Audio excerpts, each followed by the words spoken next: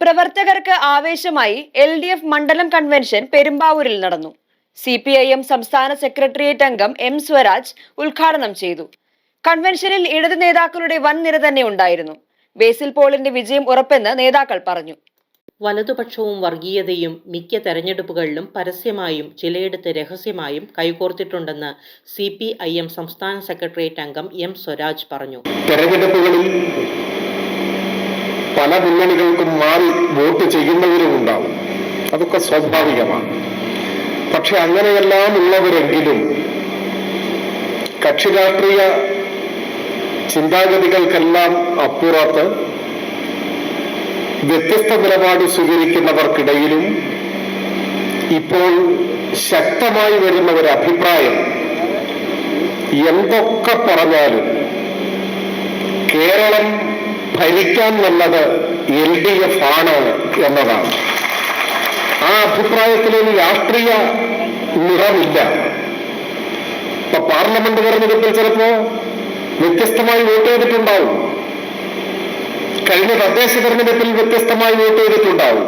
പക്ഷേ സംസ്ഥാന ഭരണം ഇടതുപക്ഷത്തിന്റെ കൈകളിലാണ് സുരക്ഷിതവും മാതൃകാപരവുമെന്ന് നമ്മുടെ നാട്ടിൽ രാഷ്ട്രീയത്തിന് അതീതമായി ആളുകൾ ചിന്തിക്കുന്നുവെന്നതാണ് ഈ തെരഞ്ഞെടുപ്പിന്റെ ഏറ്റവും പ്രധാനപ്പെട്ട ഒരു പ്രത്യേകത. ഈ തെരഞ്ഞെടുപ്പിൽ നാം ജയിക്കാൻ പോകുന്നത് ഇടതുപക്ഷ ജനാധിപത്യ മുന്നണിയുടെ പ്രവർത്തകരുടെ മാത്രം വോട്ട് കൊണ്ടാവില്ല, ഒരു സംശയവും വേണ്ട. LDF പുറത്തു നിൽക്കുന്ന ജനങ്ങളും ഈ തെരഞ്ഞെടുപ്പിൽ കേരളത്തിന്റെ ഭാവിയെ കരുതി ഇടതുപക്ഷത്തിന് വോട്ട് ചെയ്യും. LDF സ്ഥാനാർത്ഥി ബേസിൽ പോളിന്റെ മണ്ഡലം കൺവെൻഷൻ ഉദ്ഘാടനം ചെയ്ത് സംസാരിക്കുകയായിരുന്നു അദ്ദേഹം. നമ്മുടെ നാട്ടിലുണ്ടായ മാറ്റം അതൊരു അവകാശവാദമല്ല, രാഷ്ട്രീയ എതിരാളികൾക്ക് പോലും അംഗീകരിക്കേണ്ടി വരുന്ന യാഥാർത്ഥ്യമാണ്. ഞാനിപ്പോ ഇങ്ങോട്ട് വരുമ്പോ ബഹുമാന്യനായ KPCC പ്രസിഡന്റിന്റെ ഒരു അഭിപ്രായ പ്രകടനം കേട്ടുകൊണ്ടാണ് വന്നത്. അദ്ദേഹം മറ്റൊരു സന്ദർഭത്തിൽ പറഞ്ഞതാണ്, അദ്ദേഹം ഇപ്പോൾ ഒരു സ്ഥാനാർത്ഥിയാണല്ലോ, അപ്പൊ പതിവിൽ കൂടുതൽ അദ്ദേഹം ഓടി നടക്കുകയാണ് ഇപ്പോൾ. അതാണ് അവിടുത്തെ ഒരു സ്ഥിതി. അപ്പൊ ആരോ ഇങ്ങനെ വളരെ വേഗത്തിൽ ഓടി പ്രചരണം നടത്തുന്നത് സംബന്ധിച്ച് ചോദിച്ചപ്പോൾ അദ്ദേഹം പറയുകയാണ്, അത് കുഴപ്പമില്ല, ഇപ്പൊ റോഡുകളൊക്കെ വളരെ നന്നായതുകൊണ്ട് വളരെ എളുപ്പത്തിൽ എല്ലായിടത്തും ഓടിയെത്താൻ പറ്റുന്നുണ്ട്. പറഞ്ഞു കഴിഞ്ഞിട്ടാണ് KPCC പ്രസിഡന്റ് ഒരുപക്ഷെ അതിനെക്കുറിച്ച് ആലോചിച്ചിട്ടുണ്ടാവുക. ഇതാണ് ഞാൻ പറഞ്ഞത്.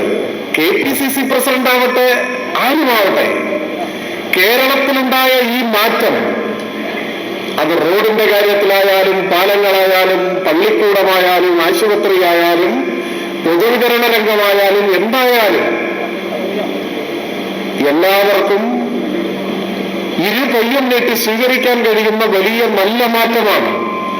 അപ്പൊ KPCC പ്രസിഡന്റ് എത്ര വേഗത്തിൽ വേണമെങ്കിലും സഞ്ചരിക്കാം, മുൻകാലങ്ങളെ അപേക്ഷിച്ച് കൂടുതൽ യോഗങ്ങളിൽ പങ്കെടുക്കാം, അതിനൊക്കെ കഴിയും വിധം നമ്മുടെ റോഡുകൾ മനോഹരമായി.